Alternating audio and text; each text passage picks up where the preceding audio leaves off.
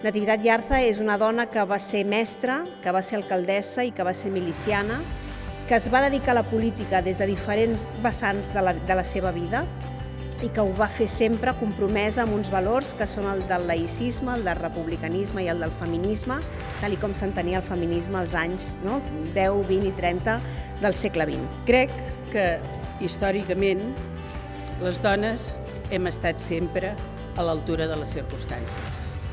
i hem col·laborat sempre més enllà de les nostres possibilitats. La història n'està plena d'exemples. La Natividad Yarza n'és un.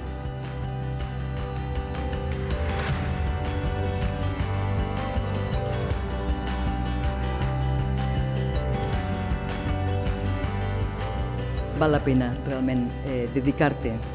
al teu poble, al teu municipi, a la teua comarca, al teu país, sobretot perquè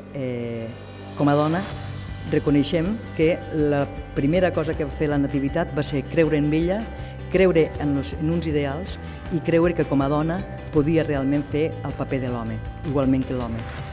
Això és la bandera i és la llum que la Nativitat nosaltres tots hem d'agafar el relleu, totes, per seguir en aquesta mateixa línia i amb aquesta llum que ens va donar la Nativitat.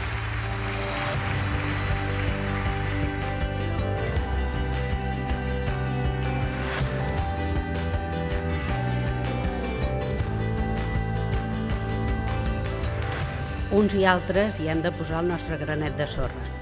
i esperar que d'aquí 150 anys la realitat sigui que ja no sigui necessari, per exemple, un Ministeri d'Igualtat o no sigui necessari un Departament d'Igualtat, perquè les coses ja siguin molt diferents i siguin altres els temes dels que es parli i discuteixi. I estic convençuda que entre totes, les que ja heu estat alcaldesses, les que ho sou actualment, les que vindran, serem capaces, i ja estem fent, aquesta obra revolucionària tan o més important que la dels nostres companys homes. Per tant, molt satisfeta de la feina que heu fet, que esteu fent i que fareu les que vindran al servei dels nostres municipis, millorant la vida de les dones, que en definitiva és millorar també el conjunt de les vides de la societat.